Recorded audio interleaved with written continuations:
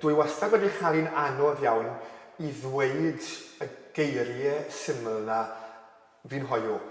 A hynny am y rheswm fi'n credu bod hynny yn uniongyrchol ac yn syth yn tynnu sylw bobl at elfen rywiol y berthynas.